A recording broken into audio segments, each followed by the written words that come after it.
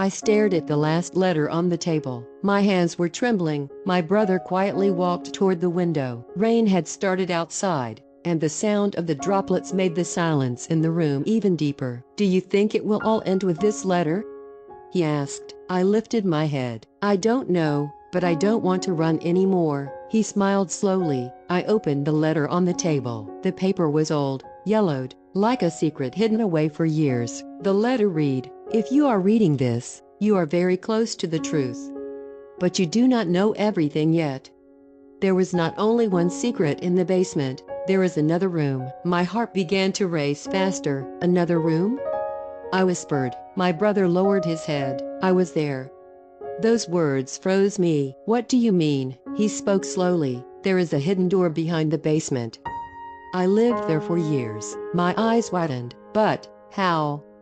He took a deep breath. "Because someone kept me there." At that moment, the air in the room seemed to freeze. "Who?" I asked. My brother looked into my eyes. "You know them very well." My heart was pounding as if it would burst from my chest. "Who was it?"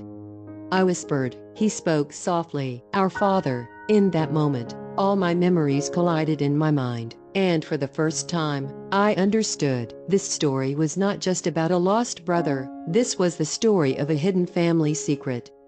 My brother's words kept repeating in my mind like a dark echo. "Our Father." I couldn't believe it. It was impossible. Our Father had left us years ago. Everyone had assumed he had simply walked away and never returned. His absence had become a part of our lives, a silent gap that no one spoke of. But my brother, speaking quietly, shattered that assumption. He never left. The words caught in my throat. I could barely speak. "Then, where was he?" I managed to whisper. My brother's gaze drifted toward the wall, his eyes distant, lost in memory. "In the basement." Those words hit me like a physical blow. My childhood memories came rushing back. The dark, cold basement that had always terrified me. The place whose door had always been locked. The shadowy corner my mother had warned us never to approach. The air itself had seemed to hold secrets there. "That night," my brother continued, his voice low and steady, "when I was hiding in the basement, I saw something. A door. Hidden behind the cabinet." My heart began to pound in my chest. My hands trembled as I clutched the edge of the table. "Do you know who was there?" My voice barely rose above a whisper, trembling with fear and disbelief. "Father?" I asked, uncertain, almost afraid to hear the answer. My brother slowly nodded, his expression solemn and tired. He had been living there all those years, and at that moment, everything started to make sense. The scattered pieces of the puzzle began to align. The letters we had found, the cabinet in the basement, the cassette with our voices, the hidden room no one ever knew about. They all pointed to the same chilling truth. Our Father had never truly left us. He had been watching, waiting, and controlling from the shadows, observing our every move. Suddenly, my brother reached for another paper on the table.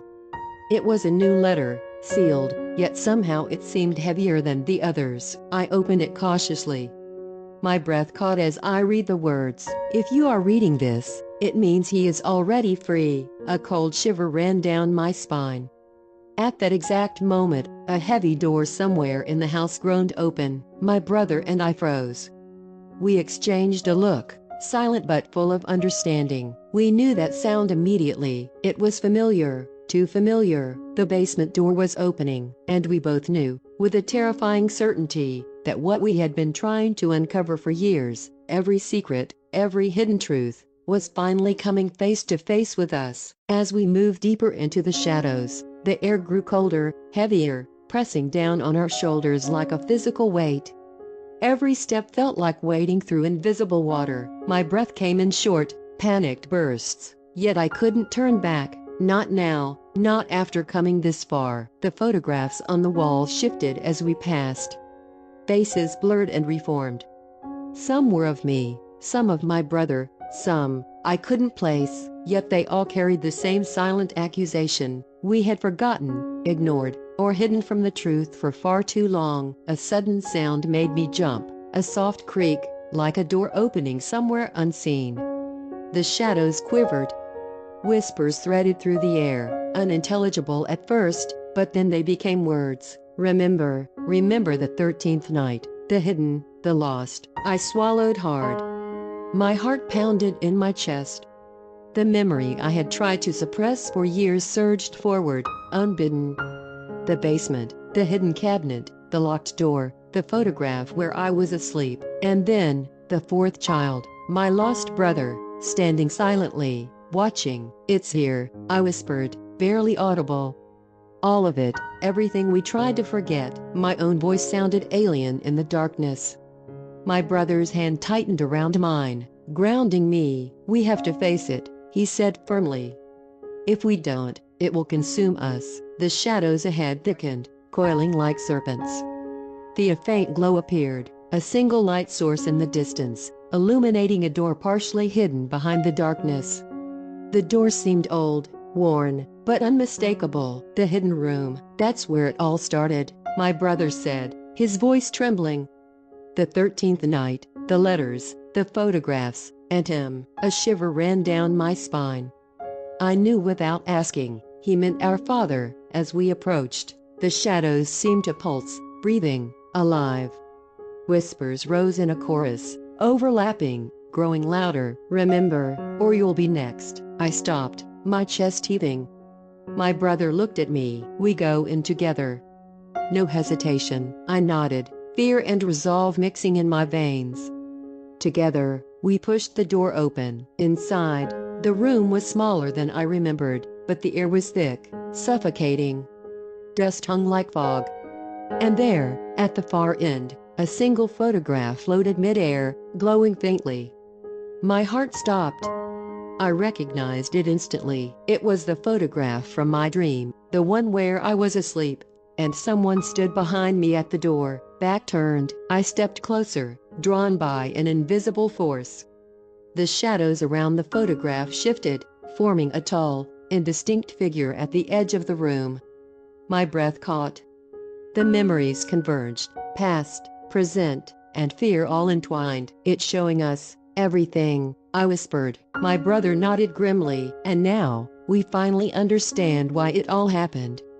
Why we were left to remember nothing, until now." The shadows closed in, the photograph glowed brighter, and I felt it, a pull into the memory itself, the story that had waited years to be uncovered. The 13th night, the hidden cabinet, the letters, my lost brother, and my father, all of it was here, alive, demanding to be faced. And I realized, with cold certainty, there was no turning back. The sound of the cassette stopping echoed through the basement like the final breath of something that had been waiting for years. Silence.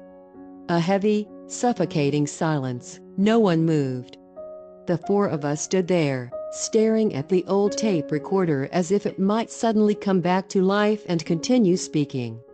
The candle beside it flickered violently, even though there was no wind. Then the basement door slammed shut upstairs. Bang!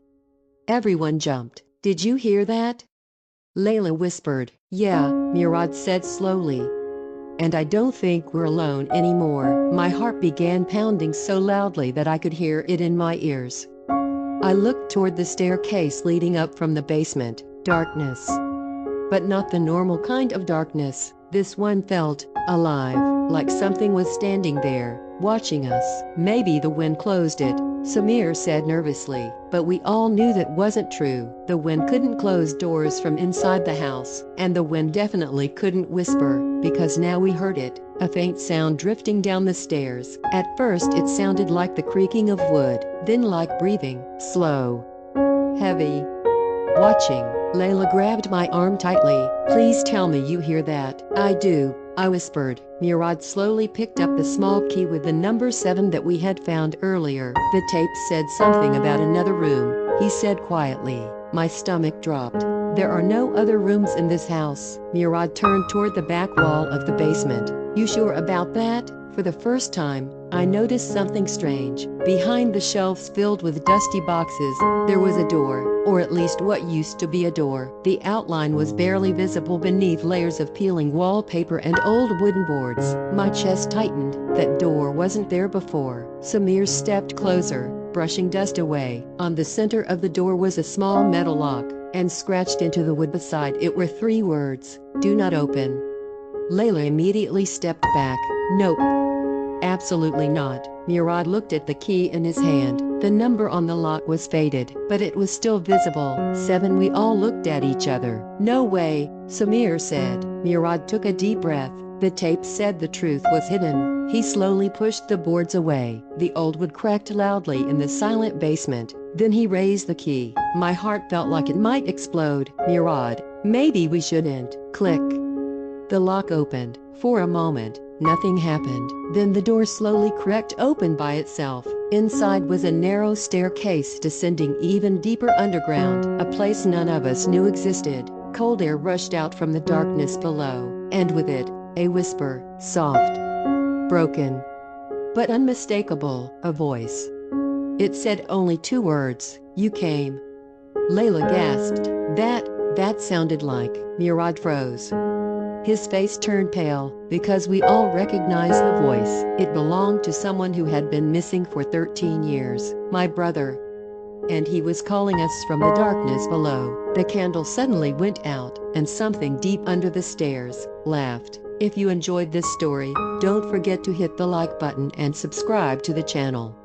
Adventure, mystery, drama, and a little bit of horror, stories of every kind are waiting for you. Do you love stories full of surprises? Then subscribe and don't miss a single twist or hidden secret.